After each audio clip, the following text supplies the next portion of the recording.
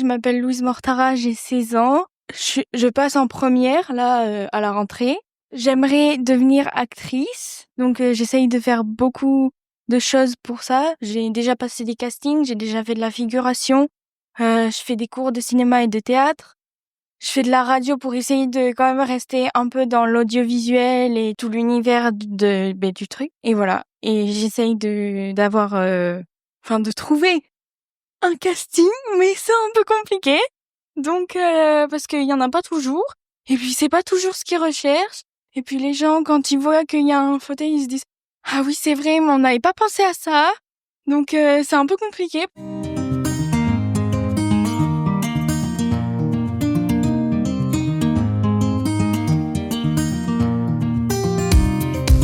Bienvenue sur Aujourd'hui, écrivons demain, le podcast Feel Good qui met en lumière les acteurs du nouveau monde et vous redonne espoir. Comme vous, ils en ont marre de ce monde déshumanisé qui marche sur la tête et ne tourne plus rond. Rêvant d'un monde meilleur, ils bousculent les codes et sortent des sentiers battus. Ils proposent des alternatives innovantes, de nouveaux paradigmes ou remettent au goût du jour des savoirs ancestraux. Ils osent s'affranchir du regard des autres et font bouger les lignes pour construire demain. Ils œuvrent pour la préservation du vivant et le bien de l'humanité. J'ai à cœur de vous partager toutes les initiatives qui vont dans le bon sens, parce que nous sommes le changement que nous voulons voir dans le monde. Tous les lundis, je vous invite à découvrir l'histoire de l'un de ces humains engagés et conscients. Je m'appelle Katia Krabbe, je suis la fondatrice de Redaxil et j'aide les entrepreneurs humanistes à gagner en visibilité sur le web en réalisant leurs portraits. Vous avez envie de soutenir le podcast ? Abonnez-vous, mettez 5 étoiles, partagez-le et retrouvez-nous sur les réseaux. Vous souhaitez contribuer au développement du podcast ? Participez librement et en conscience à la cagnotte Tipeee que j'ai créée. Vous trouverez tous les liens dans le descriptif. Et en attendant, bonne écoute !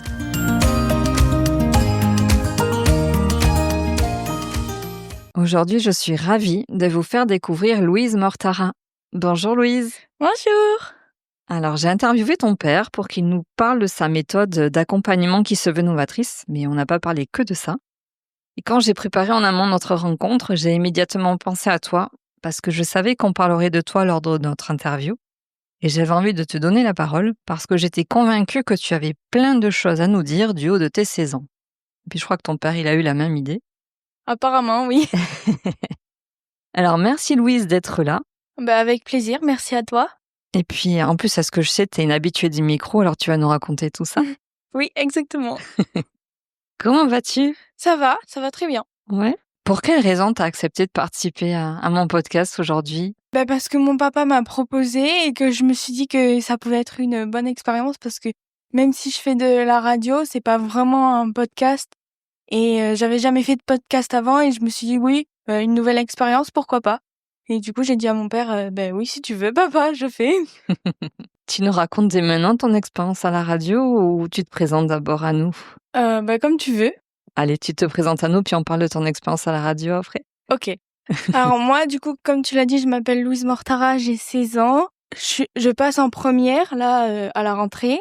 J'aimerais devenir actrice, donc j'essaye de faire beaucoup de choses pour ça. J'ai déjà passé des castings, j'ai déjà fait de la figuration, je fais des cours de cinéma et de théâtre. Je fais de la radio pour essayer de quand même rester un peu dans l'audiovisuel et tout l'univers du truc. Et voilà. Et j'essaye de trouver un casting, mais c'est un peu compliqué. Donc, parce qu'il y en a pas toujours. Et puis, c'est pas toujours ce qu'ils recherchent. Et puis, les gens, quand ils voient qu'il y a un fauteuil, ils se disent, ah oui, c'est vrai, mais on n'avait pas pensé à ça. Donc, c'est un peu compliqué parce qu'ils donnent pas des réponses tout de suite. Bon, comme pour tout le monde. Mais, ils mettent beaucoup de temps à réfléchir. Et du coup, l'attente, plus que la réussite, c'est compliqué. Waouh, quel programme, dis donc ! Oui, c'est bien rempli. Et quelle détermination, Ah déjà, à ton âge ? Moi, c'est ce que je veux faire, donc je mets en place des choses pour le faire. Depuis quand tu sais que tu veux être comédienne, actrice ? Alors, en vrai, je l'ai annoncé à tout le monde au collège, quand j'étais au collège, donc il y a à peu près 3 ans ou 4 ans maintenant. Et j'avais déjà cette envie en primaire, mais je le disais pas parce que j'aimais bien être filmée, faire des spectacles avec ma cousine de danse ou des trucs comme ça, parce qu'on faisait des chorégraphies comme tous les petits de notre âge.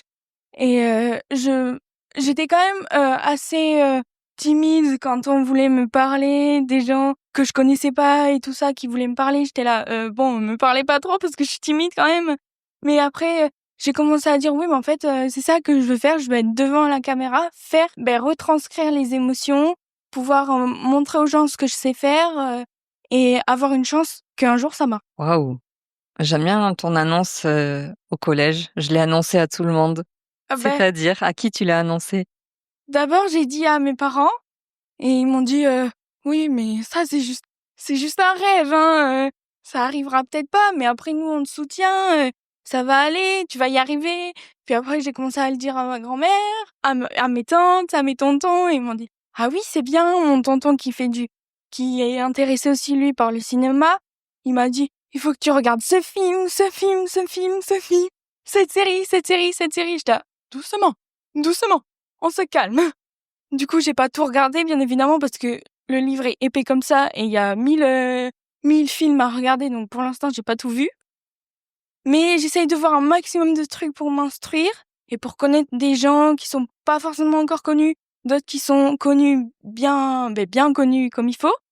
Et j'essaye de m'instruire un peu de tous les côtés, et à chaque fois parce que souvent papa me dit que je passe beaucoup de temps devant la télé et tout ça. Mais en fait, je lui dis, mais en fait, papa, tu comprends pas que je regarde pas la série pour la regarder. Parce que, en fait, je passe mon temps à tout le temps remettre en arrière. Parce que j'essaye toujours d'analyser un peu ce que les acteurs, ils font, pendant leur jeu, pendant la scène, suivant la scène que c'est, si c'est une scène où c'est triste, une scène où c'est joyeux, où il y a de l'amour, enfin, ça varie tout le temps. Du coup, je remets tout le temps en arrière. Et c'est un peu long, du coup, mais bon, j'aime bien. Donc voilà. Tu décortiques. Ouais. Il y a quelqu'un qui fait du cinéma dans ta famille, qui t'a inspiré? Non, il y a personne. Je crois pas, hein. Peut-être, je le sais pas, mais pour moi, il y a personne. Enfin, on m'a jamais dit, oui, il y a quelqu'un qui a fait du théâtre, ou ta mamie, elle a fait du théâtre, ton papa, non. Personne. Je sais pas. Donc tout le monde me dit, ouais, c'est chouette et tout d'avoir des ambitions, mais quand même, il faut un plan B. Ça, c'est la phrase préférée de tous les gens que je connais. Quand même, il faut un plan B et tout ça. Oui, bon, plan B, moi, je veux d'abord mon plan A, et puis après, on verra. Donc, laissez-moi faire ce que je veux. Et si j'y arrive, tant mieux. Si j'y arrive pas, tant pis. Je serais très déçue, mais tant pis. De focaliser toute ton énergie sur ton plan A. Ouais, voilà. Parce que c'est vrai, tout le monde me dit, ouais, il faut faire des études, il faut faire des études, il faut faire des études. Oui, d'accord, faut faire des études. Moi, je veux bien faire des études parce que c'est vrai, il faut être diplômé de quelque chose quand même pour avoir un certain avenir si quelque chose ne marche pas. Là, en l'occurrence, ça. Et moi, pour l'instant, j'ai pas très envie de faire des études. Du coup, là, je fais mon lycée et j'essaye tant bien que mal de trouver un casting pendant mon lycée. Comme ça, je peux montrer aussi à papa et maman que je sais faire, même si ils ont déjà vu des vidéos, des captations et tout ça, et qui savent que quand même je fais bien, d'après ce qu'on m'a dit. Moi, je sais pas, je vais pas me jeter des fleurs, mais d'après ce qu'on m'a dit, c'est que je fais bien, donc on verra. Mais j'ai quand même envie de montrer aux gens que oui, en fait, c'est ça que je veux faire et c'est pas autre chose. Mais ça, les gens, ils ont du mal à capter que c'est ça, en fait. Quelle représentation ils ont du métier de... Alors, tu m'as dit actrice, qui est peut-être pas la même chose que comédienne. Est-ce qu'il y a une distinction à faire entre les deux ou c'est la même chose? Comédien, c'est plus l'humour et en fait, je t'avoue, je connais pas trop la différence. Ok, oui, on va dire que c'est la même chose. Ouais, pour moi, c'est à peu près la même chose, mais il y a plus d'humour. Ou alors les émotions sont plus, enfin, les types de films sur lesquels ils travaillent, c'est plus les émotions sont, par exemple, film dramatique, de suite ça a une connotation, tu vois, de suite ça a une connotation plus forte, on va dire, que actrice, parce que actrice ou acteur, tu peux faire, on va dire, un film, mais sans que ce soit forcément dramatique ou humoristique ou des trucs comme ça. Ça peut l'être, hein, mais je pense que c'est ça la différence. Pour moi, en tout cas, c'est ça. Mais après, c'est peut-être pas ça en vrai. Tu fais référence aux émotions. Tu disais que ce qui était important pour toi, c'était de pouvoir aussi retranscrire les émotions. Oui, parce que c'est vrai que moi, surtout depuis que je suis au collège, parce que c'était compliqué pour moi le collège, parce que j'ai changé de secteur par rapport à tous mes amis que j'avais en primaire, parce que le collège où je devais aller initialement n'était pas adapté. ils avaient pas d'ascenseur, ils avaient rien. Du coup, je pouvais pas y aller. Et il y avait le nouveau collège en Grèce qui se construisait, donc j'étais obligée d'aller là-bas, mais je connaissais pas grand monde, même si je connaissais un peu les gens de TOS et tout ça, mais je connaissais pas non plus tout le monde qu'il y avait là-bas. Et du coup, c'était un peu la nouveauté, mais c'est vrai que ça s'est assez mal passé pendant 4 ans, parce que les gens étaient pas du tout ouverts aux personnes différentes. Du coup, c'était un peu le genre de truc où, ouais, on reste avec elle, mais que pour 3 mois, et après on lui dit qu'elle veut plus être notre copine, enfin que on veut plus être sa copine, et du coup elle doit se trouver d'autres personnes avec qui rester. Mais en fait, pendant 4 ans j'ai fait ça, et je pense que j'ai fait tous les 2009 du collège d'en Grèce en fait. Je suis restée avec pratiquement tous les 2009 ceux de mon âge en fait, du collège d'en Grèce. Alors oui, parce qu'il y a quelque chose qu'on n'a pas précisé.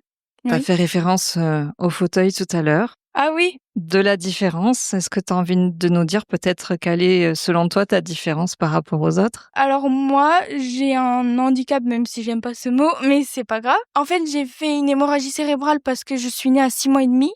Et 2 semaines après ma naissance, j'ai fait une hémorragie cérébrale qui s'est pas résorbée. Et donc ça a neutralisé, je sais pas si on peut dire comme ça, 2 neurones dans mon cerveau. Et ces 2 neurones-là, elles commandaient les membres inférieurs. Donc ça veut dire qu'en gros, je tiens pas l'équilibre. Et j'ai moins de force que les gens normaux dans mes jambes, en fait. Et du coup, c'est pour ça que, au lieu d'être debout, je suis assise. Mais bon, Tu te déplaces avec un fauteuil roulant oui, tout le temps? ouais, tout le temps. Ok. Parce que quand j'étais petite, je marchais un peu.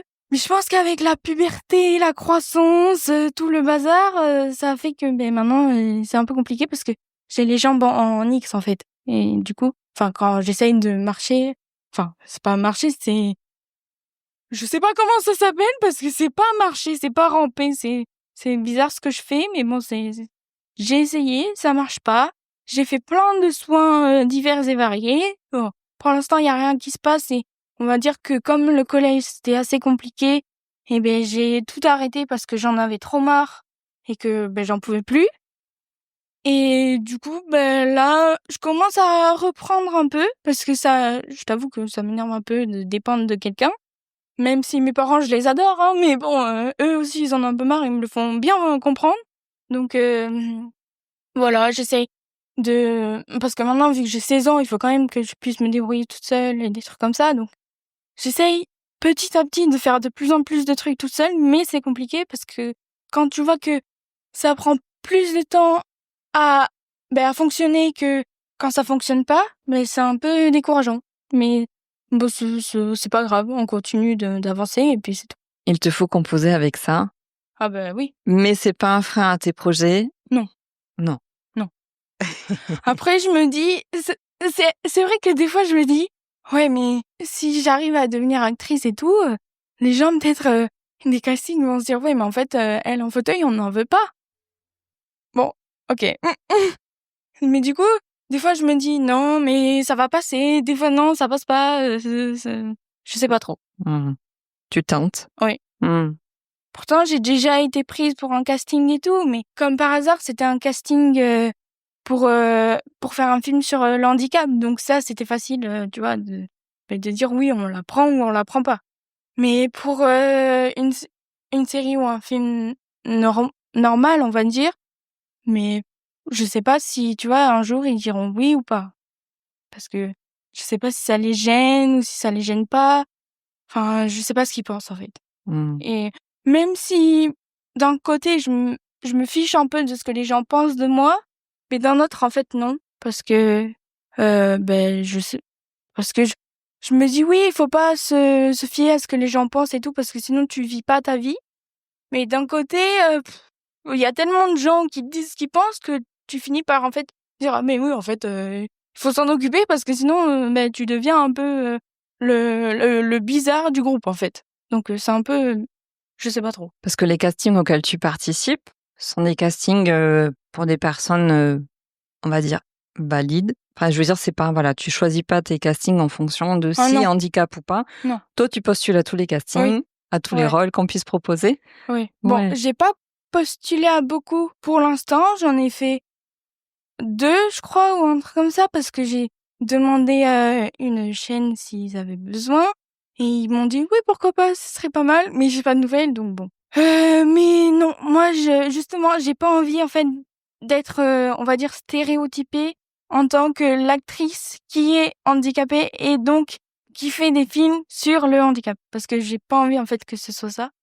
Parce que les gens, ils se rendent pas compte, en fait, que même si c'est bien d'intégrer des gens comme ça, parce qu'il y en a pas beaucoup qui sont intégrés suivant leur handicap ou des choses comme ça, mais en fait, moi, j'ai pas envie qu'on me voit que par ça, parce que c'est déjà assez visible en temps normal et tout ça, donc j'ai pas envie en fait que on me dise en fait, oui, elle, on la connaît que pour ça. Ben non, non. En fait, moi, on me connaît pour ma personne, pas pour ce qu'on voit avec moi. Je pense que là, on te découvre avec une personnalité bien affirmée. Oui, voilà. On me le dit souvent. C'est le message que tu veux faire passer. Oui, parce que souvent les gens, ils voient que la différence et ils disent ah c'est bien, elle s'affirme, elle est différente, elle s'affirme, c'est bien, c'est bien. Mais en fait, même si je suis assise, c'est juste un support, en fait. Je suis une personne. C'est comme toi, t'es debout, t'es humaine, et ben moi, je suis pareil que toi. Juste, je suis assise, c'est tout. C'est juste ça la différence. Mais si j'étais sans le fauteuil et qu'on le voyait pas, on se dirait pas, ah, mais elle est différente.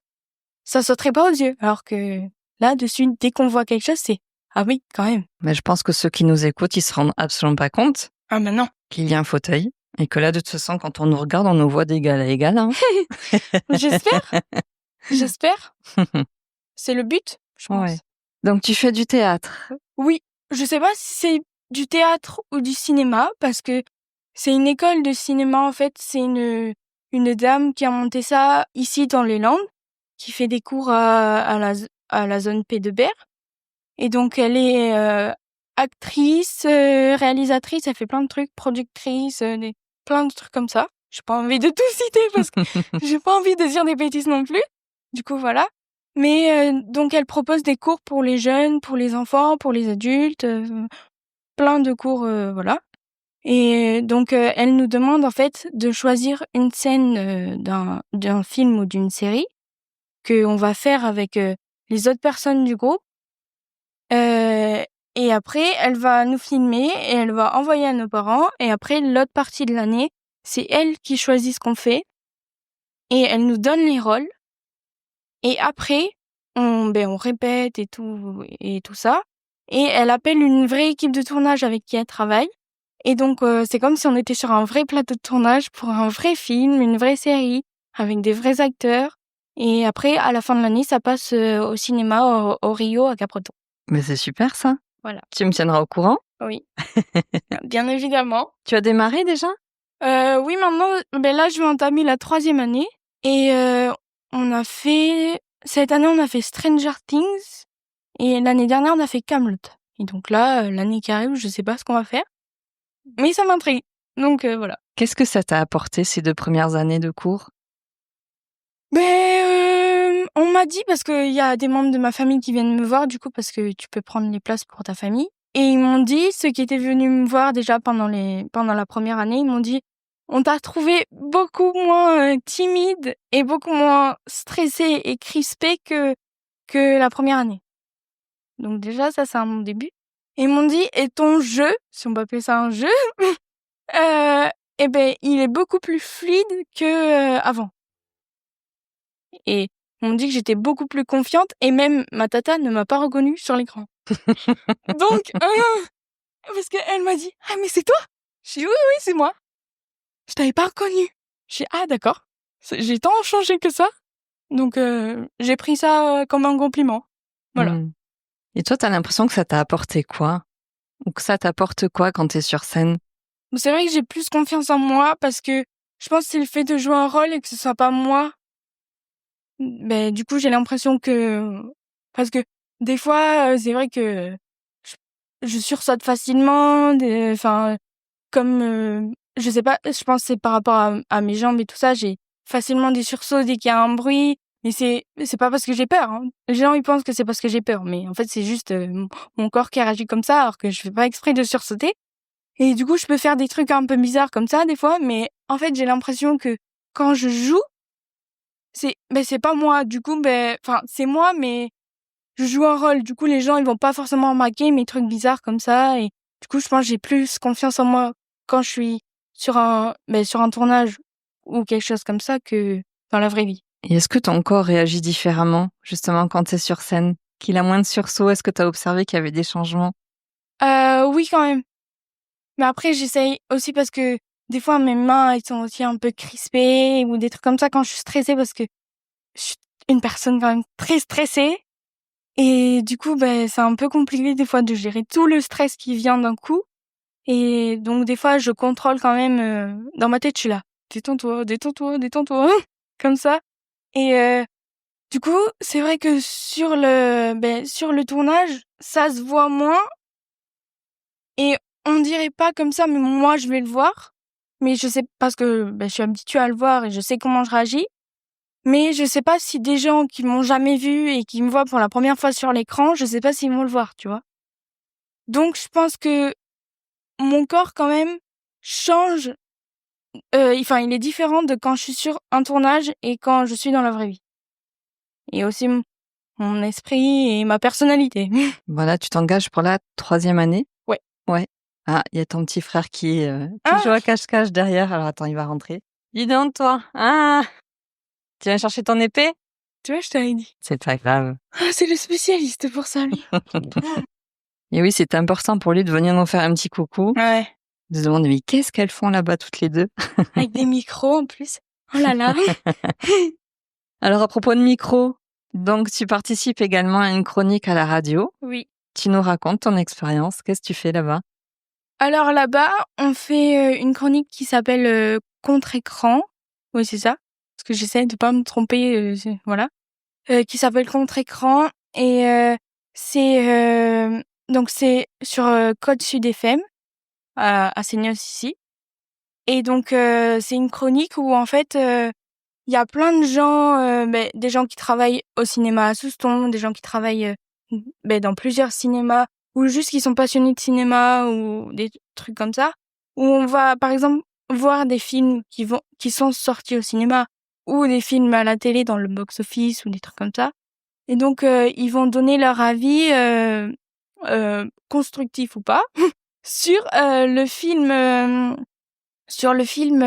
ou la série que on a regardé, suivant le jeu des acteurs, le plot twist. Ah oui, le plot twist, c'est un peu, par exemple, il y a l'histoire de la série ou du film, et tout d'un coup, il y a un événement qui fait que tout retourne la situation en fait. Et du coup, c'est pour ça que ça s'appelle le plot twist. D'accord, merci. Voilà.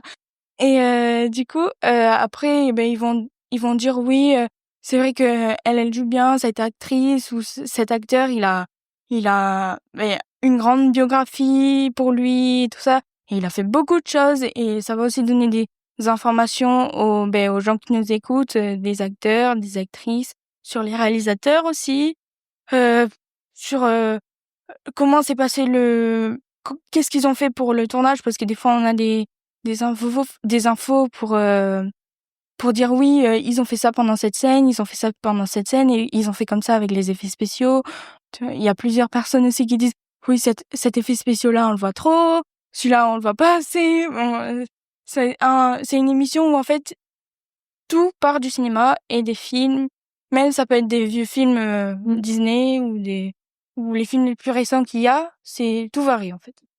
Tout à l'heure, tu nous disais que tu passais beaucoup de temps devant les écrans, mais non pas pour regarder des séries, des films, comme on peut le faire la plupart du temps, mais pour décortiquer justement tout ça. Mmh. C'est ce que tu reprends dans tes chroniques à la radio, si je comprends bien. Alors, Ouais. ça participe à Oui. ces échanges que tu as à la radio? Voilà, c'est ça. En fait, si tu veux, c'est pas ils demandent, mais ils attendent un peu que ils attendent sans attendre en fait, parce que c'est pas ils s'en fichent, mais c'est pas grave si t'arrives pas à faire l'analyse qu'il y a dans le film ou la série. Mais c'est vrai que dans chaque série et dans chaque film, il y a une analyse un peu par rapport au monde réel ou les événements qui se sont passés. Par exemple, je te donne l'exemple, par exemple, le dernier, Les Gardiens de la Galaxie. Il parle de la maltraitance animale. Parce qu'il montre, je sais pas si vous connaissez le personnage Rocket, Ouais, dis-nous. c'est je sais plus Qu'est-ce que c'est comme animal? C'est un raton laveur. C'est un raton laveur et en fait, ils l'ont mis des trucs radioactifs dans le corps et il a des filaments en métal qui le transpercent en fait. Et donc il y a plein d'animaux parce que en fait ça retrace le début du film, retrace son histoire. Et donc il y a plein d'animaux qui sont comme ça aussi où ils ont plus de bras, ils ont des bras mécaniques au lieu des bras d'animaux. Et donc en fait ce film-là ça montre un peu la maltraitance animale qu'il peut y avoir dans le monde d'aujourd'hui en fait. Et pour chaque film et pour chaque série, je pense, bon après peut-être pas, hein, mais je pense qu'il y a une analyse à faire, surtout pour les films de science-fiction en plus. Je pense qu'il y a une analyse à faire sur le monde réel dans lequel on vit. Est-ce que la science-fiction est véritablement de la science-fiction ou est-ce qu'elle est un miroir de notre société ou de l'évolution de notre société ou de comment elle pourrait évoluer? Ah ben voilà, oui, telle est la question, voilà, c'est ça. Ben, je pense qu'il y a plein de choses qui sont prises du monde réel, même si c'est dit science-fiction. Et souvent, on dit oui, la science-fiction, ils prédisent ce qui va se passer. Bon, on sait pas trop. C'est vrai qu'il y en a qui disent que encore plus avec le Covid, c'est ce qui s'est passé. Bon, c'est vrai qu'il y a beaucoup d'allusions au monde réel, mais on peut pas tout savoir non plus. Donc, on laisse passer et puis on voit ce qui se passe après. Ça fait combien de temps que tu participes à cette chronique à la radio? Ben là, je crois que c'est la 3e année aussi, je crois. Oui, c'est ça, je crois, il me semble. Cette année, je crois que ça va être la 3e année. On recommence le 31 août et ça va sortir en septembre. C'est à quelle fréquence? C'est tous les mois. Ok. Tous les mois. Ça sort tous les mois. On enregistre le samedi parce que c'est pas en direct. Et on enregistre le samedi et ça doit passer, je crois, le mardi ou le mercredi, si je m'en trompe pas. Peut-être je dis des bêtises, ils vont peut-être m'incendier là-bas, je sais pas. Mais bon, voilà, je crois que c'est ça. Comment tu t'es retrouvée à la radio? Alors, c'est parce que, il y a 2 ans ou 3 ans maintenant, je sais plus trop. On était avec mes parents et mon petit frère à Tos, à l'événement des créateurs. Parce qu'il y a eu un événement avec plein de créateurs divers et variés.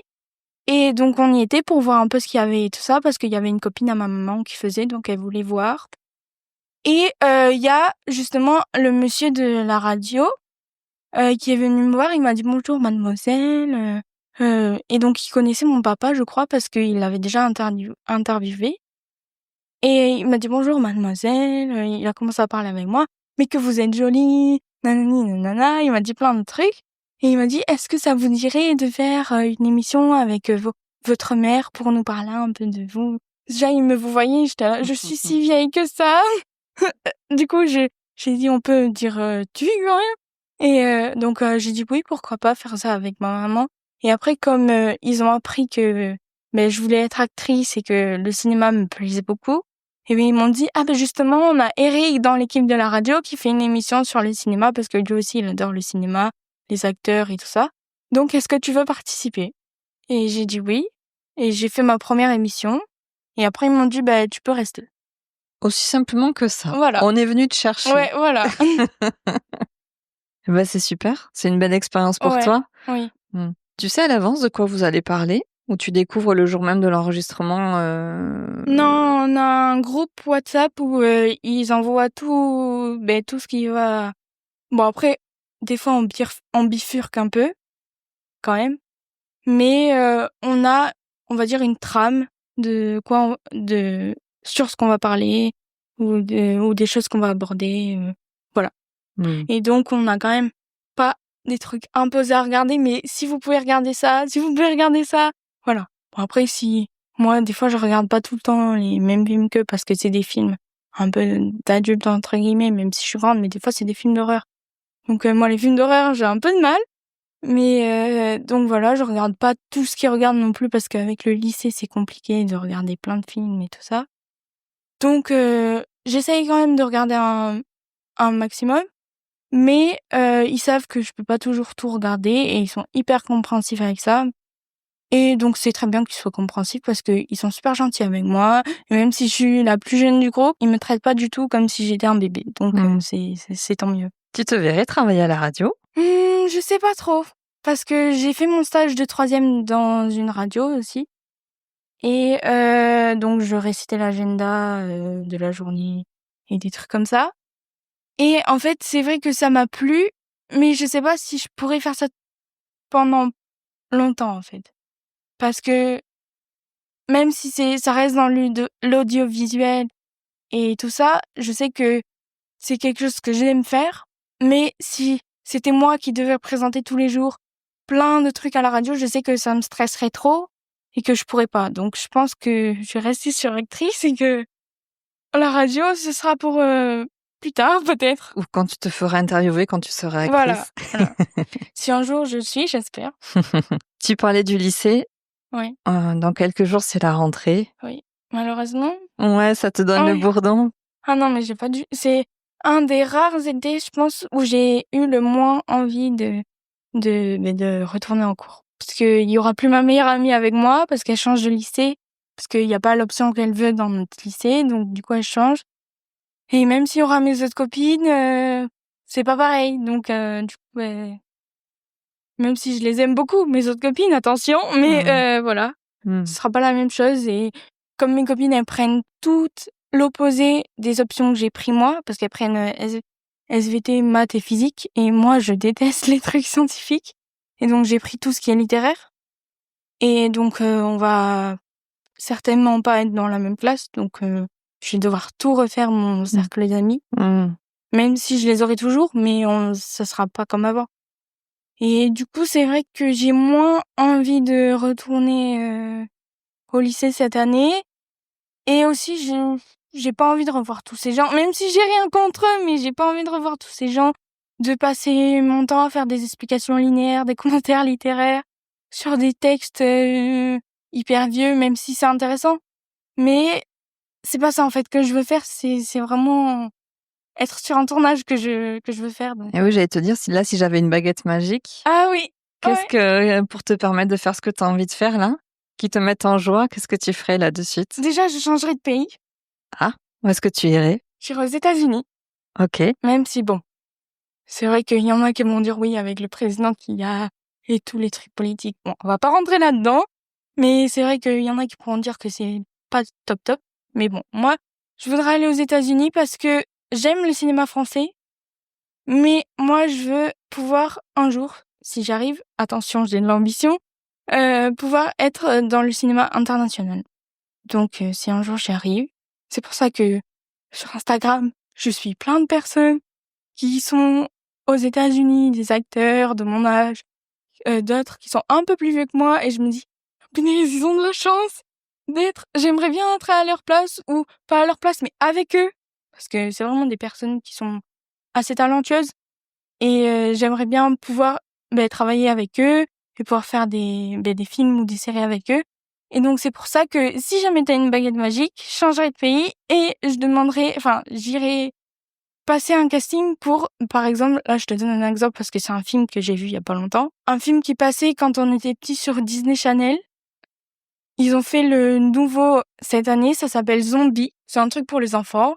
Bon, c'est vrai c'est enfantin, mais il y a quand même des acteurs qui sont plus vieux que moi qui jouent dedans parce que ça fait un moment qu'ils jouent dedans et tout ça. Et c'est vrai que je pense, parce que il y a une nouvelle actrice qui joue dans dans le nouveau film, le 4e, le Zombie 4, qui est sorti cet été. Et elle a 1 an de moins que moi. C'est son premier film qu'elle a fait. Et pour un premier film, c'est quand même le jackpot. Donc j'espère, si t'avais une baguette magique, c'est ça que je ferais. Et qui est-ce qui t'inspire comme acteur ou comme actrice? Ces C'est jeunes là dont tu nous parles, acteurs, c'est qui c'est que t'aimes bien? des jeunes qui ont 16-17 ans, donc à peu près mon âge. Donc c'est des jeunes qui jouaient dans des séries que je regardais quand j'étais petite sur Disney Channel ou des trucs comme ça. Après, je sais qu'il y a aussi les acteurs d'une série Netflix. Je pense que le tout premier qui m'a inspiré, ça, c'est vieux et ça peut choquer des gens, mais c'est Louis de Funès. Ouais, c'est Louis de Funès parce que j'ai commencé à regarder ces films pendant le confinement quand on était tous enfermés et le soir, j'avais rien à faire. J'étais avec papa et maman et Il y avait sur Ciné-Family, là où je sais pas comment ça s'appelle, Ciné-Family Plus ou un truc comme ça. Il y avait que les films avec Louis de Funès. Et donc mes parents ils m'ont dit ah ça tu vas adorer, c'est drôle et tout. Et en fait je pense que c'est à partir de ce moment-là où j'ai commencé à réaliser qu'en fait c'était ça que je voulais faire. Donc j'ai regardé plein d'interviews de Louis de Funès, de comment il faisait le tournage et tout. En fait au fur et à mesure j'ai dit à papa tu veux pas m'acheter sa biographie ou un livre sur lui et tout. Donc il me l'a acheté. J'ai pas trop lu parce il est bien épais, donc j'ai pas tout lu, mais j'ai commencé à lire un peu et je me suis dit en fait je veux faire la même chose que lui. Et qu'est-ce qui t'a inspiré quand t'as découvert Louis de Funès? C'est vrai que ça peut être assez étonnant comme référence. Oui. En fait je me suis dit parce que je me suis dit mais en fait c'est super drôle ce qu'il fait et je me suis dit comment tu peux faire autant rire les gens alors que t'es à travers un écran et que tu connais même pas les gens qui te regardent. Je me suis dit ça c'est fort quand même hein. Et je crois que j'avais 10-12 ans à cette époque, un truc comme ça. Et je me suis dit, mais en fait, pourquoi moi je ferais pas la même chose? Pourquoi je ferais pas rire les gens au lieu d'être en fauteuil et que les gens ils aient toujours de la compassion pour moi à dire oh ma pauvre chérie, c'est horrible ce qui t'est arrivé et tout ça parce que c'est vrai que des fois je croise des gens dans la rue et ils me disent tout ça, je suis là mais vous inquiétez pas, hein, ça va, j'ai toujours envie, hein. Je suis heureuse, tout va bien. Parce que c'est bien sympa d'avoir de la compassion pour quelqu'un, mais quand tous les gens te disent ça à chaque fois que tu vas dans la rue alors que t'as que 12 ans, tu te dis mais en fait qu'est-ce qui va pas chez moi pour que les gens me disent me disent ça tout le temps en fait. Et du coup je me suis dit si j'arrive à avoir un avenir là-dedans et que les gens peuvent voir que moi aussi j'y arrive et que je suis pas juste la fille en fauteuil avec qui on était compatissant quand elle était petite, là c'est le Graal. Genre j'étais là ah mais si j'arrive à faire ça ma vie est réussie. Donc du coup je me suis dit en fait je veux faire comme Louis de Funès. Voilà. Écoute, je te le souhaite. Merci beaucoup.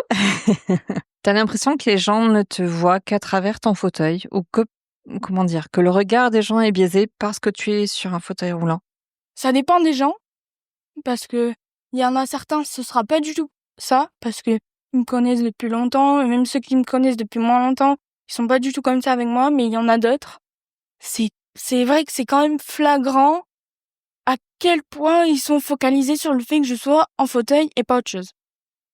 Du coup, c'est un peu, les gens, des fois, t'as envie de leur dire, regarde-moi, je suis une personne normale, en fait. Je suis juste assise. Bon, je dis ça comme ça, je suis une personne normale.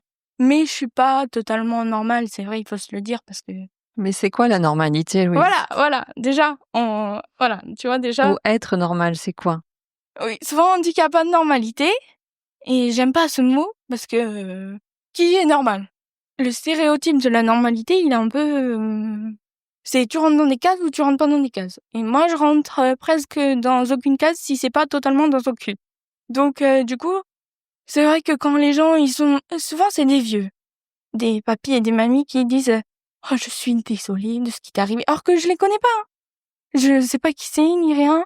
Et ils me disent « Je suis désolée de ce qui t'est arrivé. Tu dois avoir une vie malheureuse. » Et c'est vrai que des fois, ma maman, elle me dit « Mais pourquoi, en fait, tu leur as pas juste dit, fermez-la, en fait. » Parce que moi, je suis juste une enfant et j'ai jamais demandé ça. Donc, au lieu de dire ça, même si vous pensez être sympa, en fait, c'est tout l'inverse. Et c'est vrai que j'ai jamais osé ouvrir ma bouche, alors que les gens me disent que j'ai quand même du caractère et que je devrais savoir ouvrir ma bouche pour les choses qui en valent la peine.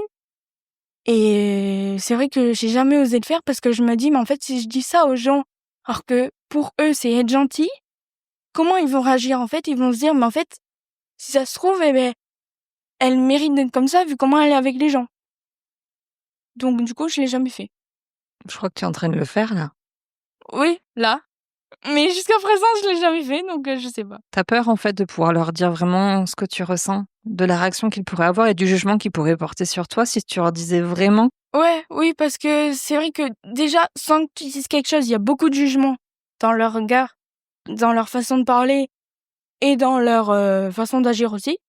Donc tu te dis, en fait, si je dis quelque chose en plus, qui est quand même assez méchant, entre guillemets, comment ils vont me voir encore de nouveau alors qu'ils me voient déjà d'une façon différente des autres personnes. Est-ce que c'est être méchant ou est-ce que c'est leur faire part de ta propre réalité? Parce qu'ils sont aussi dans la projection. Quand ils te disent « Oh, ma Ouais. pauvre petite, enfin que ça doit être difficile, c'est Ouais. malheureux, etc. » C'est peut-être aussi une projection de leur part, Oui, c'est vrai. dans leurs propres angoisses, souffrances, etc.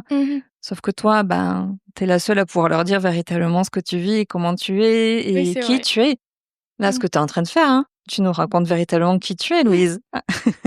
Oui, c'est vrai. C'est vrai, mais tu vois, quand j'étais petite, je me disais souvent, oui, mais c'est des papis-mamies, ce genre manque de respect, ils vont me dire, ah, mais c'est pas comme ça qu'on parle aux personnes âgées et tout ça. Donc, du coup, ma maman, elle voulait dire des trucs et à chaque fois, je disais, non, maman, dis rien, je t'en supplie, dis rien.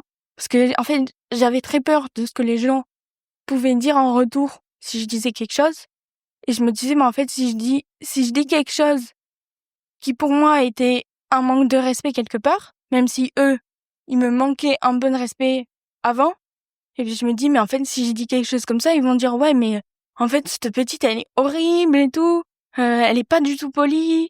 Alors que de base, j'étais pas du tout comme ça, mais juste j'en avais marre que à chaque fois que j'aille au Lidl ou au Leclerc, les gens me disent, ah, mais qu'est-ce qui t'est arrivé, ma pauvre petite? Donc du coup, voilà. Et c'est une question qu'on te pose encore aujourd'hui. Ouais, certains, oui. C'est beaucoup moins que quand j'étais petite. Alors, je sais pas si c'est le fait que j'ai grandi ou autre chose. Mais c'est vrai que des fois, il y a des gens, je les connais pas pareil. C'est des gens à qui on parle, des fois, on parle comme ça, et puis tout d'un coup, ils te regardent, et tu sais, ils te regardent avec des yeux de chien battu, un peu. Et ils te disent, oh mais mon Dieu, qu'est-ce qui t'est arrivé? En plus, c'est ça que j'aime pas, même si c'est d'une part pour être gentil avec moi et tout, ils se mettent à ma hauteur et ils s'accroupissent. Mais ça, moi, c'est vraiment un truc que j'aime pas parce que du coup, c'est pas un sentiment d'infériorité, mais du coup, je me dis, en fait, c'est pour eux, c'est du respect, mais pour moi, c'est comme si j'étais moins importante qu'eux, en fait. Ou pas moins importante qu'eux, mais que j'avais moins, comment dire, j'ai pas le mot là qui vient, mais comment dire, moins de, je sais pas trop. Tu es en train de dire que les gens qui se mettent accroupis ou qui pourraient penser se mettre justement d'égal à égal à ton niveau, Oui, voilà. finalement, en fait, ça produit l'effet inverse. Oui, voilà, c'est ça. C'est ça, exactement. Alors moi, j'ai souri parce qu'en fait, ça m'a rappelé, je te disais avant qu'on enregistre que je travaillais auprès de personnes âgées. Je travaillais 17 ans en gériatrie, beaucoup de personnes étaient en fauteuil. Et spontanément, alors peut-être parce que les personnes avec qui je travaillais avaient des troubles cognitifs. Donc déjà on dit qu'ils ont souvent une vision tunnelaire, ils ne voient que ce qu'il y a devant eux, ne voient pas sur les côtés, etc. Et pour capter leur attention, souvent moi je me mettais accroupie à côté, enfin parce que j'avais le sentiment aussi justement de me mettre justement d'égal à égal. Oui. Et toi tu dis que pour toi en tout cas ça produit Ouais, moi ça a toujours produit l'effet inverse. Comme s'il y avait une forme d'infantilisation? Oui, voilà. Voilà, Ok. c'est ça. C'est le mot que je cherchais. Infantilisation. Ouais, voilà. Ah ouais. Pour moi, ça a toujours produit cet effet-là parce que moi déjà, j'ai pas un handicap qui est cognitif, c'est un handicap moteur, donc ça veut dire que j'ai entre guillemets toute ma tête. Oui. C'est pas entre guillemets, tu peux les enlever. Oui, hein. j'ai toute ma tête, voilà.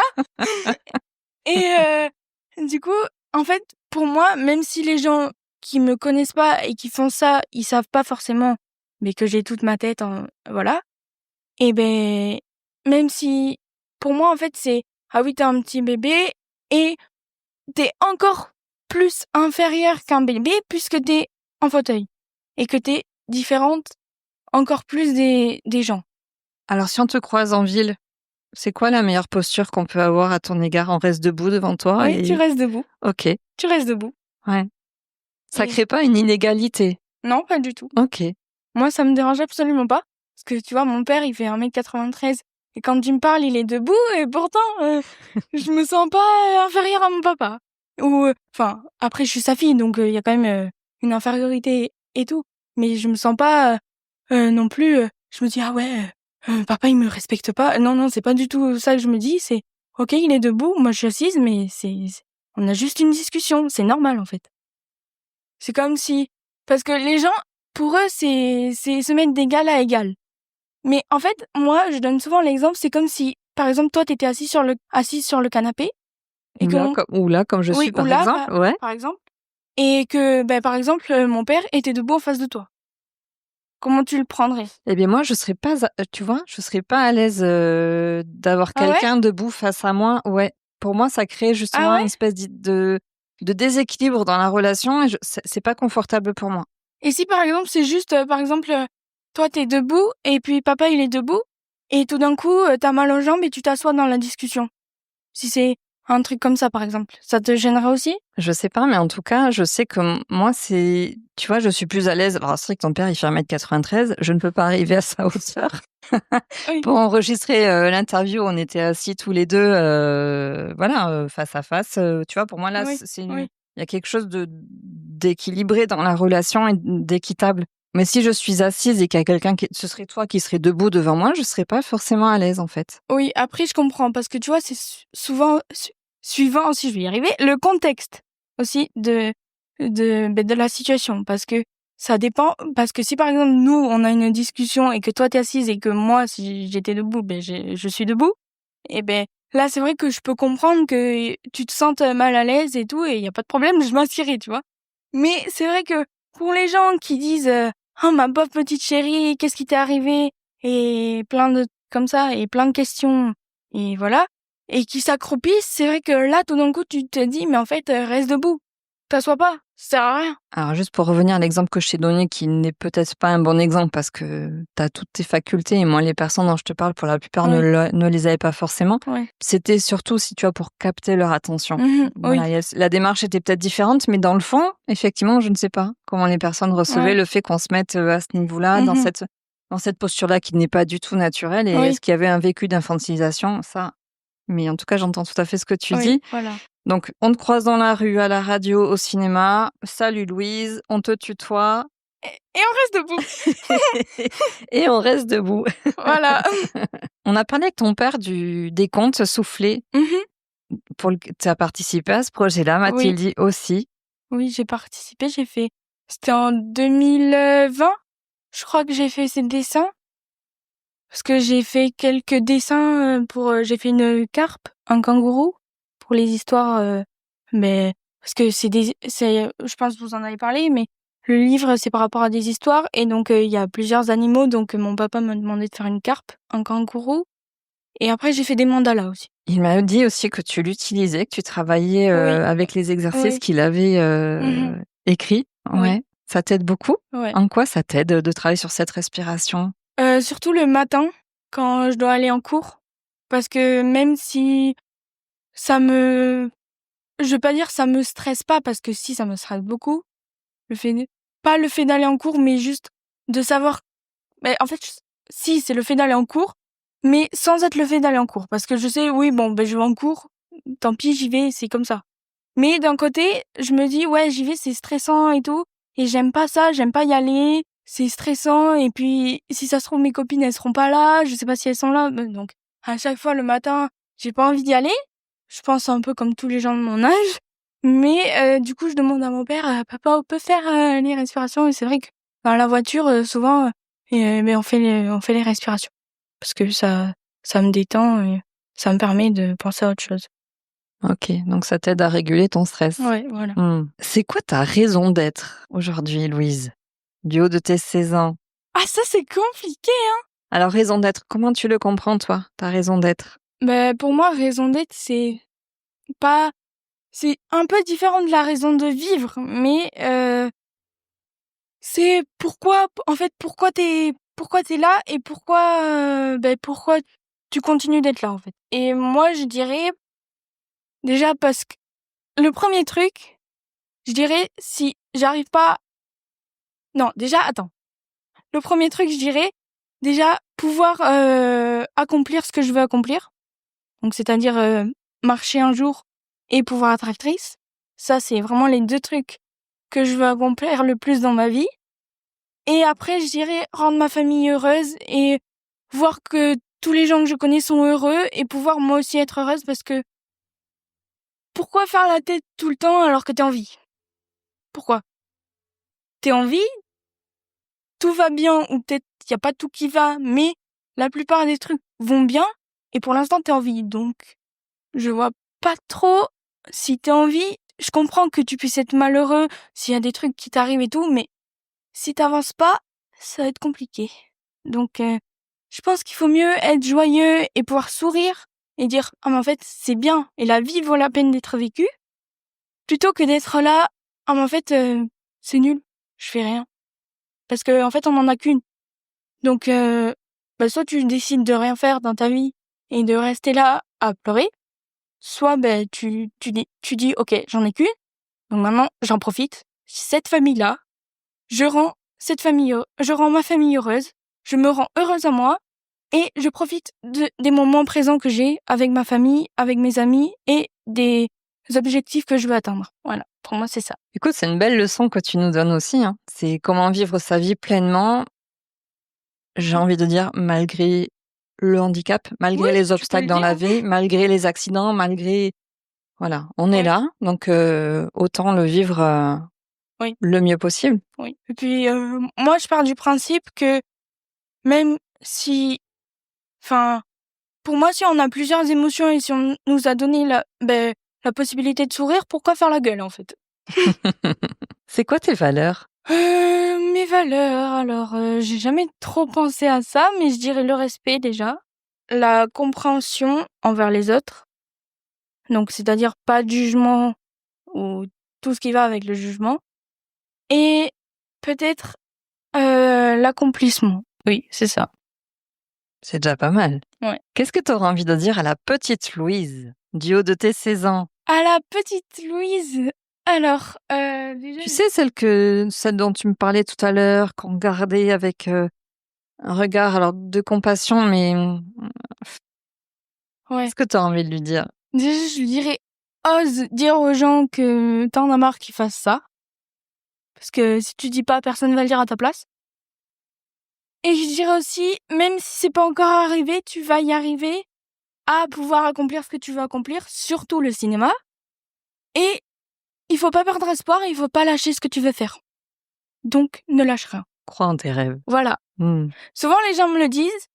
Et des fois, j'ai l'impression qu'ils me le disent ça juste parce que, actrice pour eux, c'est un peu un rêve et que ça a peu de chances d'arriver. Mais je sens que c'est de plus en plus réel, en fait. Et donc, je me dis que ça peut arriver un moment ou un autre. Et surtout cette année, je pense. J'ai le bon pressentiment que cette année, il y a quelque chose qui va changer. Il y a quelque Donc, chose je qui sais va se pas. déclencher cette Ouais. année. En tout cas, merci pour ce partage, Louise, parce que tu sens que ça peut être réalisable, en fait. Mhm. C'est pas juste qu'un rêve, une idée comme ça de petite fille. Ah, je veux être comédienne, je veux... Non, Mhm. et t'as un vrai désir qui te porte aussi. Il Oui. y a une vraie mission que d'être sur scène. Pour reprendre ce que tu disais tout à l'heure, retranscrire les émotions. Mhm. Oui, parce que c'est vrai aussi que il y a pas toutes les personnes qui sont capables de dire ce qu'ils ressentent. Et des fois, de voir des films ou des séries où il y a quand même des émotions, plusieurs émotions en même temps, ou des trucs comme ça, c'est vrai que ça peut aider les personnes à dire, mais en fait, je peux en parler. Et du coup, moi, c'est un peu ce que j'ai envie de faire pour les gens, en fait. Du coup, même si des fois on me dit, ouais, mais ça, Louise, c'est qu'un rêve, hein. Mais pour moi, en fait, c'est un rêve qui va devenir réalité. Donc, c'est pas la peine de me dire que c'est qu'un rêve parce que c'est ce que je vais faire. Je vais faire plus tard. En tout cas, tu y mets toute ton énergie, Voilà. toute ton attention, tu te donnes les moyens pour. Mhm. Bon, écoute, si cette année, tu sens qu'il y a un truc qui va se passer, moi, je te le souhaite grandement, hein. Eh ben, écoute, merci beaucoup. Comment est-ce qu'on peut communiquer avec toi? Alors, tout à l'heure, tu nous as dit que tu parlais d'Instagram. Tu as un compte sur Insta, peut-être perso ou... Alors, j'ai que un compte personnel, D'accord. mais Si on a envie de prendre contact avec toi, là, parce qu'il y a des gens qui t'auront entendu, qui seront interpellés par ce que tu racontes, qui auront envie de te suivre, de parler avec toi, est-ce que c'est possible ou pas? Ah oui, oui. Comment ils font? Alors, sur Instagram, soit vous tapez Louise Mortara et normalement, ça va sortir. Mais il n'y a pas marqué Louise Mortara, il y a marqué louise.mtra. Ok. Et parce que j'ai pas tout mis. Mais et ma photo de profil, si vous voulez savoir, c'est le canal de Segor. Ok. Donc si jamais ça vous intéresse, vous pouvez m'envoyer un message. Juste, j'ai un compte privé, donc il faudra que je vous accepte avant. Et après, on pourra discuter si vous voulez. En amont, je t'ai expliqué que moi, je donnais la parole aux acteurs du Nouveau Monde Mhm. sur ce podcast. C'est quoi pour toi, le Nouveau Monde? Je pense le nouveau monde, c'est un peu, on va dire, que les choses changent. Évidemment, on va essayer dans le positif, hein, parce qu'on va pas essayer de faire tout dégringoler non plus. Mais je pense que les gens vont se rendre compte de certaines choses qui se passent en ce moment, ou ce qui se sont passés les années avant avec le Covid et tout ça. Et je pense que les gens vont essayer de faire changer les choses, du moins certains, parce qu'on est beaucoup. Donc je pense que certains vont dire « Ok, il faut faire changer les choses ». Et moi, on m'a souvent dit « C'est vous, la nouvelle génération, qui vont faire que les choses vont changer ». Donc on verra. Je sais pas, Tu sens que tu peux faire bouger les choses? peut-être, oui. Mais quand j'étais petite, je regardais souvent des trucs, justement des des jeunes qui faisaient changer les choses. Et je me dis, mais pourquoi en fait, moi aussi je pourrais pas faire ça, changer les choses. Même si c'est juste faire des films et des trucs comme ça, peut-être ça peut changer quelques vies des personnes ou juste changer les idées des personnes pour un moment. Et juste faire ça, ça me plairait. Quelle est ta pierre à l'édifice? Comment est-ce que dès maintenant tu penses que tu fais changer les choses? Ou alors ça, je sais pas trop parce que j'y ai jamais pensé. Mais je pense que déjà le fait de parler ouvertement de comment je suis et de ce que ça fait d'être différent et le regard des gens et le jugement là-dessus, je pense que déjà pour les gens qui sont pas forcément différents, visibles ou qui sont juste normaux entre guillemets mais que eux sentent qu'ils sont pas normaux, on va dire. Mais je pense que pour eux, même si ils sont normaux entre guillemets, ça ils peuvent se dire ah ben oui, en fait, elle est différente et elle a pas peur de le dire en fait. Et du coup, je pense que c'est ça. Comme si tu étais aussi un peu leur porte-voix. Peut-être. Je sais pas. Bon, après il y en a plein, mais je sais pas. On arrive à la fin de l'interview. Eh oui. Quelle est la question que je ne t'ai pas posée que tu aurais aimé que je te pose? Je sais pas, tu me poses plein de questions auxquelles je pense pas. Je sais pas. Ou est-ce que peut-être il y a quelque chose que tu aurais aimé nous dire, que tu n'as pas eu l'occasion de nous dire, et que tu aimerais nous partager pour conclure, avant qu'on termine sur le portrait chinois? Je dirais aux gens, surtout aux parents, si vos enfants, ils ont une ambition et que vous leur dites « Ah mais non, nous c'est pas ça que tu veux qu'on fasse, on veut que tu fasses d'abord ça et après tu feras ça », laissez-les croire en ce qu'ils veulent. Parce que déjà c'est compliqué quand il y a personne qui dit que c'est possible, mais quand il y a qu'une personne qui y croit et que la seule personne qui y croit, c'est celle qui veut le faire, c'est déjà assez compliqué. Donc, s'il vous plaît, au moins, essayez de soutenir vos enfants. Parce que moi, mes parents me soutiennent beaucoup, mais je sais que c'est pas le cas de tous les parents ou de tous les enfants. Tous les enfants ne sont pas soutenus comme il faudrait. Et je pense que déjà, ça aiderait beaucoup. Donc, franchement, faites-le. C'est une belle conclusion. Écoute. Tu connais le portrait chinois? Si tu étais un plat, tu serais... Ah! Un plat, un dessert ou Un plat, celui que tu veux. Le tiramisu. Mmh. C'est mon dessert préféré. Tu cuisines? Non, je cuisine pas trop, mais je regarde souvent ma maman cuisiner. Et c'est vrai qu'elle cuisine très très bien. Elle fait des choses très très bonnes. Et franchement, j'adore la cuisine de ma maman. Et je pense que c'est grâce à elle que j'aime beaucoup de trucs, de choses, et que je suis pas quelqu'un qui mange peu et qui a pas un palais très développé parce que effectivement, je mange beaucoup de trucs, même s'il y a des choses que j'aime pas. Mais je pense que je serais le tiramisu parce que c'est vraiment mon dessert préféré et je pense que c'est aussi mes origines italiennes qui ressortent. Mmh. Si tu étais un livre? Un livre? Ah, j'en ai lu beaucoup, mais pas non plus hyper beaucoup. Je pense que je serais... Je sais pas trop. Qu'est-ce que j'ai lu là dernièrement? En fait, j'ai pas fini de le lire. Et je viens à peine de commencer, j'ai lu, je pense, 15 pages. Peut-être, je sais plus comment il s'appelle, c'est un truc avec un goéland. Jonathan Livington, le goéland. C'est sur parce que il est différent, il veut pas voler comme tous les autres goélands, du coup je pense que ça me représente assez bien. Voilà. Si tu étais un dicton? Un proverbe, une devise, une J'en connais pas expression? beaucoup des dictons. Je sais pas. T'as pas un exemple de... crois en tes rêves? Oui. Ouais. Oui, bah oui, celui-là. Allez. Et si tu étais un film? Ah, Oh. Alors là, c'est compliqué, hein. Je pense si j'étais un film. Attends, faut que je réfléchisse, parce que j'en ai vu beaucoup. ou si t'en as plusieurs, tu nous en donnes plusieurs, hein. Ok. Je pense je serais soit le film qui vient de sortir sur Prime Video avec Madeline Klein, une actrice, qui s'appelle, bon, c'est mieux en anglais, mais on va dire en français, qui s'appelle La carte qui mène jusqu'à toi. Parce que c'est une histoire où en fait, elle part en voyage avec ses copines et après elle va rencontrer un garçon dans un train et tout ça. Et donc ils vont passer la fin de leurs vacances ensemble. Sauf que après le garçon va partir parce que il veut pas dire à la fille qu'il est malade. Et du coup, il va entre guillemets l'abandonner, mais la fille elle veut quand même rester avec lui. Du coup, je pense que soit celui-là ou alors euh, qu'est-ce que j'ai vu là comme film? Peut-être L'amour ouf de Gilles Lelouch, je sais pas. Peut-être. L'amour en fond dans tes 2 films, comme fil rouge. Mais Une peut-être. histoire d'amour. Après sinon, je sais pas en fait. C'est déjà bien. Parce qu'il y en a plein, hein. Ouais. Parce que même les films de Louis de Funès et tout qui sont rigolos, Oscar par exemple, c'est drôle avec la valise, j'aime bien. Donc voilà. Ok. Si tu étais un super-héros, une super-héroïne pour finir? Oh là là. Ah, ça c'est pas à moi qu'il faut poser la question, c'est à mon frère, hein. Là, il va te répondre Hulk, ça va lui faire trop plaisir. Moi, si j'étais une super-héroïne ou un super-héros, je sais pas, peut-être Wonder Woman, peut-être.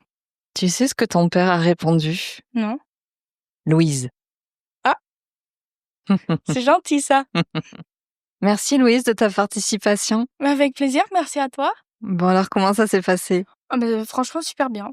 Moi, j'ai adoré. Écoute, moi je t'ai trouvé particulièrement à l'aise, hein, à l'exercice du micro. Ah écoute, c'est pas nouveau, donc...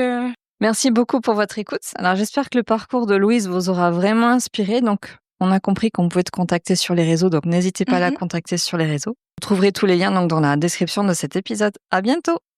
À bientôt! J'espère que vous avez pris plaisir à nous écouter. Si vous avez aimé cet épisode, mettez 5 étoiles et un commentaire sur votre plateforme d'écoute préférée.